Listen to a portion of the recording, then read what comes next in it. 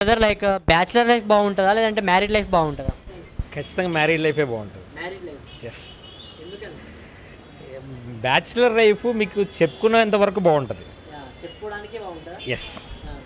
So నీ బట్టలు నువ్వే ఉతుక్కోవాలి. అఫ్కోర్స్ వాషింగ్ మిషన్లో వేయచ్చు, కానీ నీ బట్టలు నువ్వే ఉతుక్కోవాలి. నీకోసం చేసి పెట్టేటోళ్ళు ఎవరు ఉండరు. లైక్ నువ్వు ఫీవర్లో ఉన్నావు, ఒక టైంలో ఫ్రెండ్ చేస్తాడేమో, నువ్వు లెగవలేని సిచ్యువేషన్లో ఉన్నావు. ఓకే, నువ్వు లెగవలేని సిచ్యువేషన్లో ఉన్నావు, నీ ఫ్రెండ్ ఎత్తుకపోతాడేమో. ఒకసారి 4 సార్లు అయితే ఎత్తుకపోలేడు కదా, వాడి కాన్సెప్ట్లో వాడుకుంటాయి. సో అందుకని డెఫినెట్గా నీ కోసం ఒకళ్ళు ఉండే లైఫే మ్యారీడ్ లైఫ్. మ్యారీడ్ లైఫ్ ఖచ్చితంగా. సో లైక్ అడ్వాంటేజెస్ అంటే లైక్ అడ్వాంటేజెస్ కానీ డిసడ్వాంటేజెస్ కానీ బ్యాచులర్ లైఫ్ ఏముంటే మ్యారీడ్ లైఫ్ ఏముంటుంది అసలు? కొంతమంది అంటుంటారు లైక్ మ్యారీడ్ లైఫ్ అంటే ఒక పెద్ద లైక్ టెన్షన్, ఎందుకంటే లైక్ ఇటు నుంచి బాగా కాల్స్, ఒకటి ఇరిటేషన్. ఫ్రెండ్ సర్కిల్లో అనుకోని ఎక్కడ తిన్నా ఏం చేసినా అడిగేటోళ్ళు ఉండరు అనేది లైక్ ఇప్పుడు ఉన్నటువంటి బ్యాచులర్స్ పాయింట్ ఆఫ్ వ్యూ. ఖచ్చితంగా నేను చాలా చూస్తుంటాను, నేను కూడా మేమ్స్ చూస్తుంటాను, మేమ్స్ కొన్ని షేర్ చేస్తుంటాను. బట్ రియాలిటీలోకి వచ్చేసరికి మీరు గమనిస్తే నార్మల్ టైంలో కూడా, మనం బ్యాచులర్ టైంలో ఉన్నా కూడా మన మీద కేరింగ్ చేసే మన ఫాదర్ మదర్ ఉంటారు. మనం ఎక్కడికి వెళ్తున్నామో ఒకరోజు చూడరేమో, 4 రోజులు చూడరేమో, బట్ డెఫినెట్లీ 5th డే డెఫినెట్గా నీకు ఒక వాళ్ళు ఏంటి అనేది ఒక గమనికి వస్తూ ఉంటుంది. బట్ ఇక్కడికి వచ్చిన తర్వాత వైఫ్ మన మీద ఎప్పుడైతే బాధ్యత తీసుకుంటుందో అది పెద్దగా మనకు నచ్చదు. కమాండింగ్ కంట్రోల్ చేసినట్టుగా అనిపిస్తుంది. మన మమ్మీ డాడీని కమాండింగ్ కంట్రోల్ చేస్తున్నట్టు అనిపించినా కూడా మనం పడతాం. అంటే ఎంతో కొంత అయితే పడతాం. ఒకసారి తిట్టినా మళ్ళీ అప్పుడు అదే వైఫ్ కమాండ్ చేసి, అమ్మ నువ్వెవతివే మా అమ్మాయి కమాండ్ నీకు అంటే బేసిక్గా ఇండియన్ సినారియోలో పెళ్ళామంటే పడుండాల అనే మెంటాలిటీలో మనం ఫిక్స్ అయి ఉంటాం. అందువల్లే నువ్వు మ్యారీడ్ లైఫ్ని రిసీవ్ చేసుకోవడం కొంత కష్టం అవుతుంది. డెఫినెట్గా రిసీవ్ చేసుకుంటా. అసలు అల్టిమేట్లీ నీకు బ్యాచులర్ లైఫ్లో ఏముంటుంది నీకు మ్యారీడ్ లైఫ్లో అల్టిమేట్. అసలు నీకు మ్యారీడ్ లైఫ్లో ఉన్నంత సుఖమైన జీవితం ఎక్కడ దొరుకుతుందా? అంటే బీ ఫ్రాంక్, నేను నా పెళ్ళై 12 ఏళ్ళు అయింది. ఓకే, కాబట్టి one thing, the important is one thing, నీకు వైఫ్కి నీకు మెంటల్లీ కనెక్టివిటీ ఉండాలి.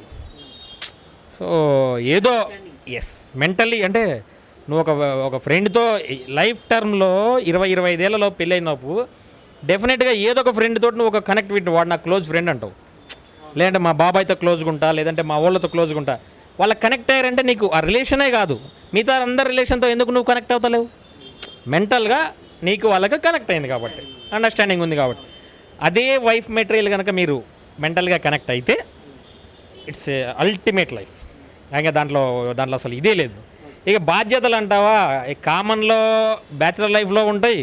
మనం బాధ్యత అనుకుంటే ప్రతిదీ బాధ్యత. బట్టలు ఉతుక్కోవడం కూడా బాధ్యతనే. ఓకే, సో బట్టలు ఆరేసుకోవడం కూడా బాధ్యతనే. భార్య ఎమోషను ఎంతో కొంత కనెక్టివిటీ ఉండడం, దాని బాధ్యత ఏముంటుంది?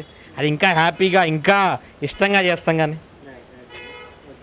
లైక్ ప్రజెంట్ డే ఫ్రెండ్షిప్ ఎలా ఉంది? నేను ఏమంటా అంటే లైక్ మన ఎమ్మటుండే ఫ్రెండ్ ఉంటే లైక్ చెడిపోవాలన్నా లైక్ మంచి అవ్వాలన్నా కూడా ఫ్రెండే రీజన్ అని కొంతమంది అంటుంటారు. దీనిపైన మీ కామెంట్స్? ఖచ్చితంగా నో. మనం ఏమవ్వాలో పక్కన డిసైడ్ చేసిందంటే ఫెయిల్యూర్ నీదా వాళ్ళదా? మనం ఏమవ్వాలో నేను పక్కన డిసైడ్ చేస్తున్నాడు అంటే, నీకు ఇందాక కాన్సెప్ట్లో ఒక పాయింట్ చెప్పాను మీకు నేను. ఇప్పుడు మన మనసులో ఒకటి ఉన్నప్పుడు వాడు ఏదైనా దాన్ని చూపిస్తే, నువ్వు స్వీట్ తినాలన్నప్పుడు స్వీట్ తీసుకొస్తే తింటావు. ఓకే, స్వీట్ కాదు మీట్ తినాలన్నప్పుడు స్వీట్ తీసుకొస్తే నువ్వు తినవు. అంతే, ఈజీ. నీ మనసులో నువ్వేమనుకుంటున్నావో దాన్ని ఎంకరేజ్ చేసి దాన్ని పక్కనోడి మీద పెట్టేస్తావు. అంతే తప్ప అది రీజను నిన్ను మార్చేస్తాడు వాడు, నిన్ను ఇచ్చేస్తాడు. నువ్వు మనిషివి బ్రదర్, నువ్వు మనిషివి, నిన్నెవడు మార్చగలుగుతాడు? ఇప్పుడు నేనంట నేను నిన్ను మారుస్తా, నువ్వు కలెక్టర్ అవ్వాలంట, నువ్వు అవుతావా? ఎస్, నేను అది కదా చెప్తుంది. మనల్ని మార్చే మన మనుషులం. మనం మారాలనుకుంటే మనం మారుతాం, మనం నో అనుకుంటే నో, ఎస్ అనుకుంటే ఎస్.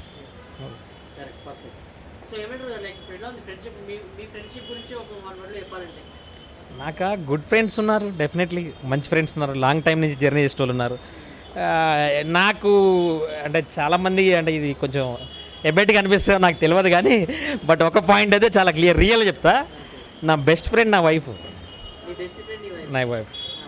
నాకు అంటే చిన్నప్పటి నుంచి ఫ్రెండ్స్ ఎవరు లేరా అని అనొచ్చు. నేను ఒక ప్లేస్లో కొన్నాళ్ళు పెరిగాను, అప్పటికి కొన్ని ఫోన్స్ అవి లేవు. సో కొంత సమయం దాటిన తర్వాత ఇంకో ప్లేస్కి వచ్చాను, మళ్ళీ హైదరాబాద్కి వచ్చాను. హైదరాబాద్కి వచ్చిన కొన్ని సంవత్సరాలకి నాకు కొంత మ్యారేజ్ అయిపోయింది. సో అలా కాలంలో తన రిలేటివ్ కూడా రిలేటివ్ ఫ్రెండ్ అయిపోయింది, కాస్త లైక్ అంత బాండ్ మంచి బాండింగ్ ఉంది. వైఫ్ కంటే కూడా ఫ్రెండ్లానే ట్రీట్ చేస్తారు. లైక్ ఈ బెస్ట్ ఏంది బ్రో, బెస్ట్ టాస్క్ ఏముంటుంది అసలు? లైక్ మీమ్స్లో మనం బాగా చూస్తుంటాం. చూస్తాను. బెస్టీస్ కూడా ఉంటారు, నాకు కూడా డెఫినెట్గా ఉన్నారు. బట్ అది చెప్పాను కదా, అంటే నా ఫస్ట్ ఆఫ్ ఆల్ అయితే నా వైఫే నా బెస్ట్ ఫ్రెండ్. ఓకే, డెఫినెట్గా. మరి ఇంకా ఉన్నారంటే ఖచ్చితంగా కొంతమంది ఉంటారు. అంటే మనం అన్నీ షేర్ చేసుకోవడానికి, అంటే ఇప్పుడు మనం ఇల్లీగల్ పాయింట్లో మాట్లాడితే, సెక్స్ పాయింట్ ఆఫ్ వ్యూలో మాట్లాడితే డిఫరెంట్ టాస్క్. సెక్స్ గురించి మాట్లాడచ్చు కూడా, అది కూడా నేను తప్పని నేను అన్ను. బట్ మనం ఎవరితో అయితే అది కనెక్ట్ అవుతామో that is physical connectivity. So అది కూడా మనమే డిసైడ్ చేసుకొని ఉంటాం. అది కూడా వీళ్ళేదో మమ్మల్ని టెంప్ట్ చేశారు, వీళ్ళేదో ఇది చేస్తారు, దట్ ఈస్ రాంగ్. నేనైతే నమ్మను. డెఫినెట్గా ఎస్ నీకు ఆ ఇంటెన్షన్ ఉన్నప్పుడు నువ్వేం చేసినా వేరే వాడి మీద తోసేస్తాను. అది